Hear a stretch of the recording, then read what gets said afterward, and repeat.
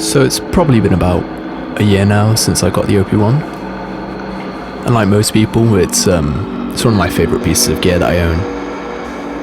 I love all of the effects that are within it. The synth engines are pretty cool. I don't use them super often, but they're fun to mess around with. And of course all of the sequences, but the thing that really stands out to me is the sampler.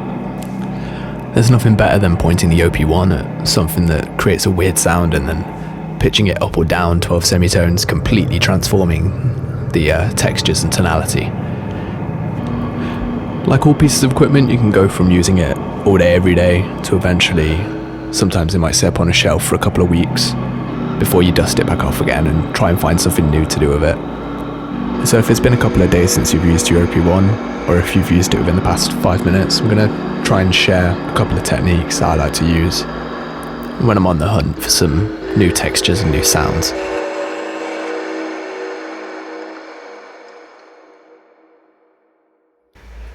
So the first technique is a way of using no input mixing on the OP-1, and for this you can use a headphone splitter, or in my case I'm using a stackable cable which you can pick up for relatively cheap. And basically the thought process behind this is sending the same headphone output back into the input on the OP-1, creating a feedback loop. And this can be perfect for sound design and just for generally finding new tones. Key thing to note, especially when working with feedback, is that it's unpredictable and can be extremely damaging for your ears, so keep the output volume low and perhaps maybe wear your headphones around your neck.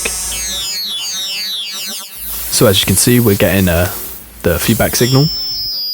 And this technique really comes to life when you start messing with the effects on the mixer of the OP-1.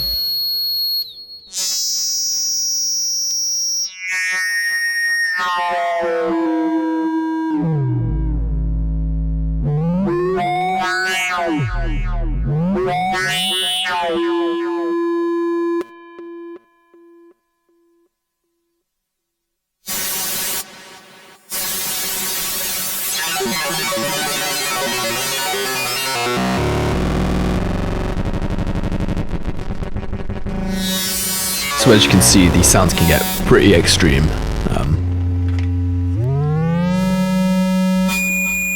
I mean, a lot of them just sound harsh, but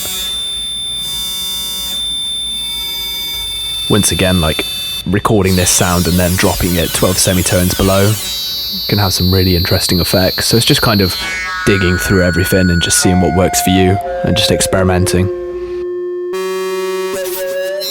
Sorry to any headphone listeners right now.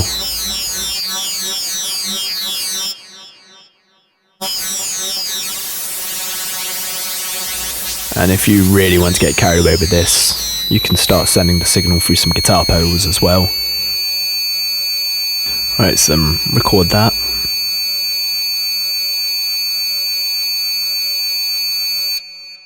Right, so I think I'm going to settle with this for now. Let's see how it sounds.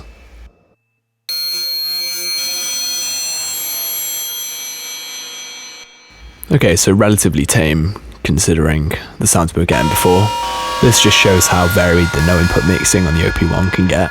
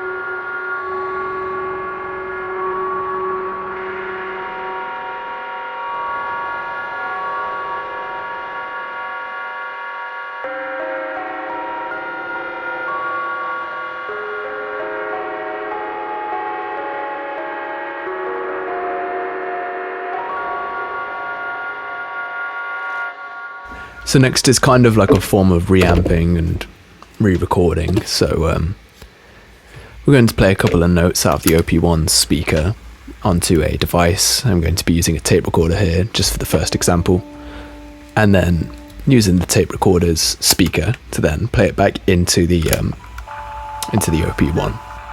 And I find the space in between the microphone and the speaker really kind of adds a couple of layers of texture. You've got the noise of the room and the tonal characteristics of the microphone and the speaker, which really complement and can kind of warm up a sound.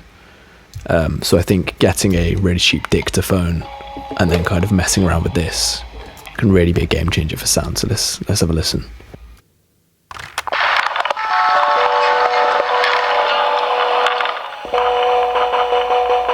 So to begin with, you can hear the crackle of the tape and a little bit of distance between the speaker and the microphone.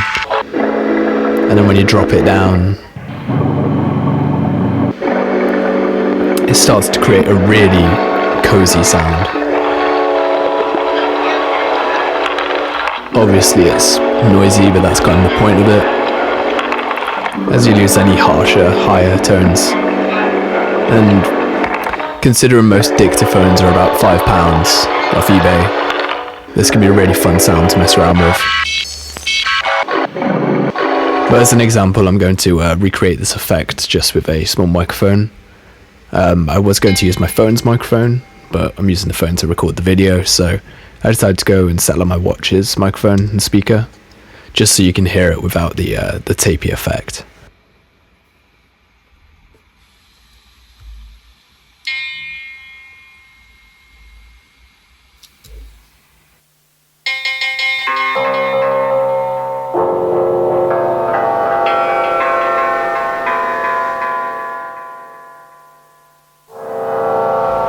So you can already hear a couple of tonal changes to the sound. And I feel like then if you add a bit of reverb, maybe a little bit of delay, it can really complement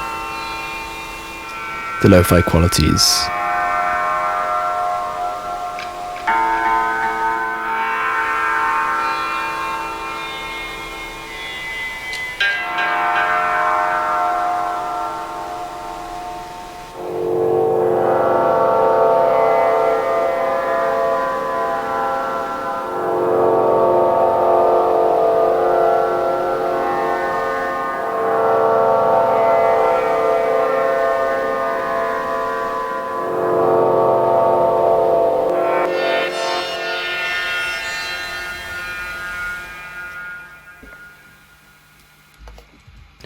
And then the last technique that I'm just going to look at is messing around with the sample's length, but in real time. So to begin with, I'm going to use this kalimba and just record 3 octaves into the OP-1's microphone. And then I'm just going to bring the start of the sample playback to the first note, and then reverse it. And then finally adjust the sample playback length so that it sometimes includes the first 2 notes, or sometimes includes the third, or sometimes just the first. And then when this is played back at higher octaves, obviously the sample is sped up, and you get quite a nice like arpeggiating effect. And then you can kind of mess with the sample length in real time, and then you can just create some nice textures and rhythms and tones.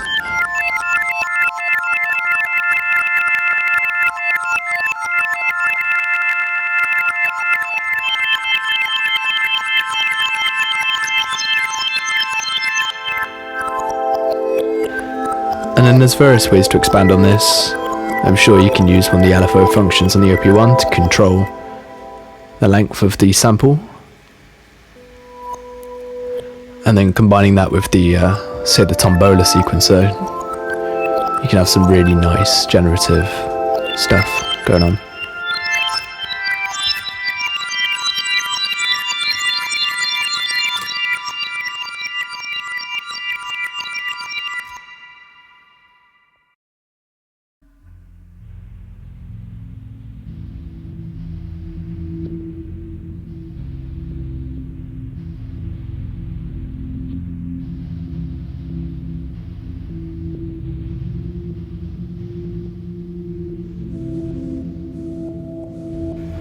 So yeah, that's it for today. Obviously I'm more used to doing the short form videos on Instagram, but figured I'd do a long one just to kind of test the waters and see if anybody likes it. If you do, let me know. If you don't, die. And yeah, I might do a couple more of these depending on how much time I have. Cheers.